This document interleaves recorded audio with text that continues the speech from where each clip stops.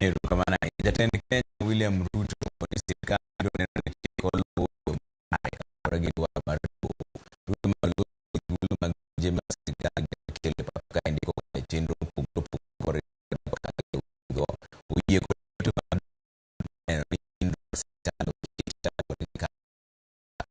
so bangado ni chik manyien mar ngado osuru kuom jo Kenya ni gero udi en ataro mar katiba.